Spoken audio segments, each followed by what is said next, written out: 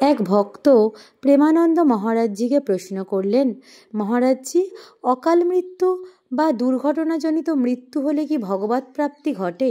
আত্মার কি মুক্তি হয়? জন্ম, মৃত্যু, সুখ, দুঃখ, কর্মফল, এই রহস্য মানুষ যুগ যুগ ধরে জানতে চেয়েছে। তাই এক ভক্ত মহারাজজিকে বললেন, আমার মনে একই প্রশ্ন বারবার আসে।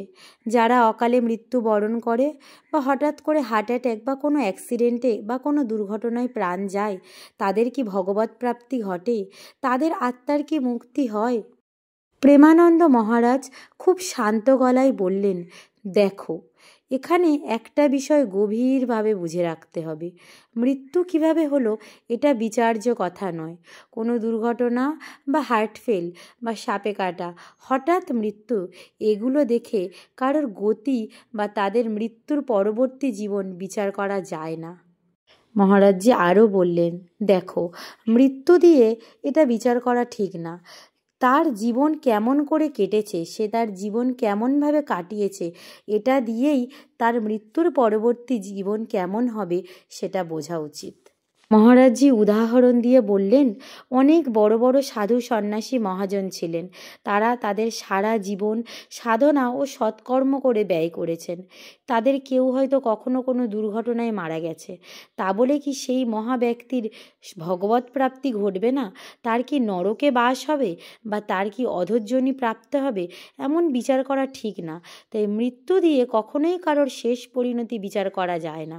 তার জীবন ধারা কেমন ছিল, সে তার জীবন পাপ করে কাটিয়েছে না সে তার জীবন পুণ্য করে কাটিয়েছে, এটা দিয়েই মানুষের জীবনের শেষ পরিণতি বিচার করা যায়।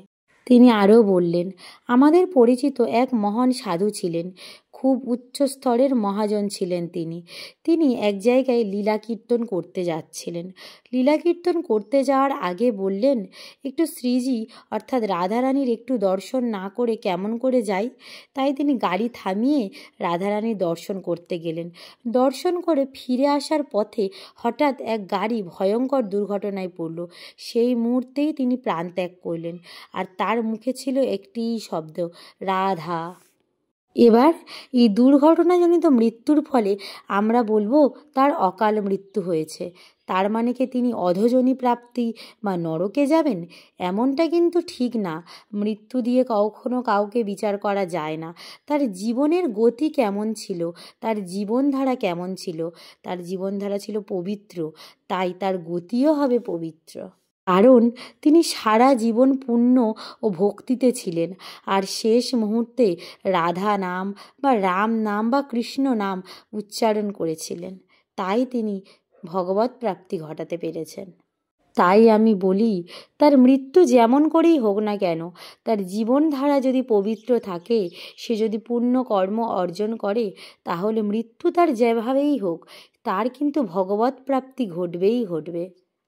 প্রেমানন্দ মহারাজজি আবার বললেন, দেখো, কিছু মানুষ আছে যারা সারা জীবন পাপই করে গেছে, অহংকার, অন্যায়, অত্যাচার, অসৎকর্ম, কিন্তু তাদের মৃত্যু হয়েছে খুব শান্তভাবে, কোনো কষ্ট নেই, কোনো ব্যথা নেই, একদম আরাম করে শান্ত মৃত্যু ঘটে গেছে। মানুষ দেখে বলে, আহা, কি শান্ত মৃত্যু। কিন্তু প্রশ্ন হলো, তার জীবন কেমন ছিল?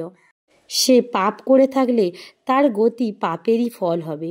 শান্ত মৃত্যু তাকে মুক্তি এনে দেবে না, কারণ ফলবদ্ধ আছে কর্মে, মৃত্যুর ধরনে নয়। প্রেমানন্দ মহারাজজি এরপর বললেন, অনেকে বলে পাপী লোকেরা তো খুব ভালো আছে, আর যারা সৎ তারা দুঃখে জর্জরিত। এটাই রহস্য। পাপীর জীবন এখন যে ভালো আছে তা তার পূর্বজন্মের পুণ্য ফল, যে সেই ফল খরচ করে নিচ্ছে।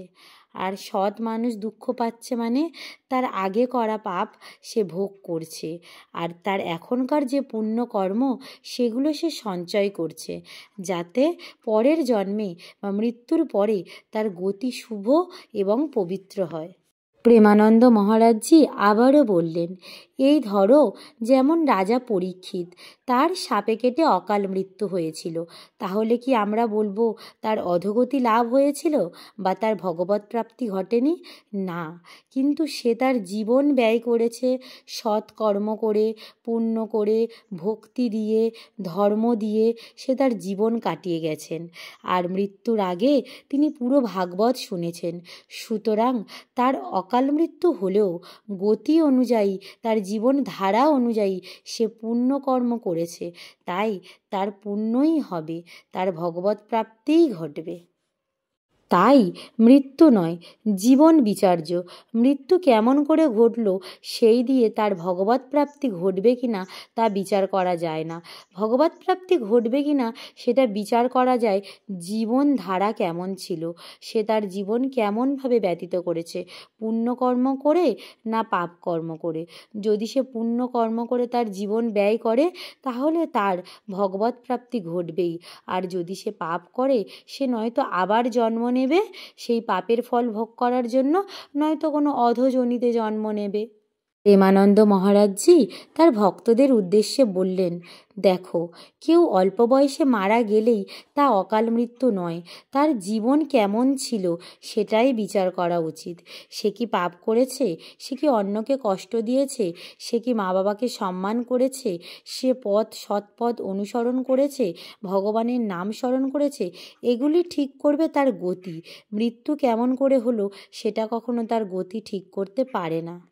সব শেষে প্রেমানন্দ মহারাজ বললেন, তবে একটা জিনিস আছে, যদি মৃত্যুর সময় কেউ রাম, কৃষ্ণ, হরি, রাধা কোনো ভগবানের নাম উচ্চারণ করেন তাহলে তার চূড়ান্ত গতি বদলে যেতে পারে। শেষ মুহূর্তের নাম জপ পুরো হিসেবটাই পাল্টে দিতে পারে। তাই তো আমি বলি, নাম জপ করো। যে বুদ্ধিমান সে কিন্তু নাম জপ করবেই করবে। সব শেষে প্রেমানন্দ মহারাজজি বললেন, তাই কারোর মৃত্যু কেমন হলো তা দেখে বিচার করো না, তার জীবন দেখো, সে কেমন করে তার জীবন কাটালো, তার কর্মই নির্ধারণ করবে তার অধোগতি প্রাপ্ত হবে না ঊর্ধ্বগতি প্রাপ্ত হবে। কর্মই শেষ সত্য, জন্ম মৃত্যু শুধু পথ মাত্র। তাই ভগবানের কাছে প্রার্থনা করো যে তিনি আমাদেরকে এমন জীবন দিক যাতে শেষ মুহূর্তে আমরা যেন তারই নাম আমাদের ঠোঁটে উচ্চারণ করতে পারি, আমাদের জিহ্বায় যেন তারই নাম এসে বসে, আমাদের মস্তিষ্কে সে যেন সারা জীবন থেকে যায়। তাহলে ভক্ত বন্ধুরা, কেমন লাগলো প্রেমানন্দ মহারাজের এই পবিত্র বাণীগুলি?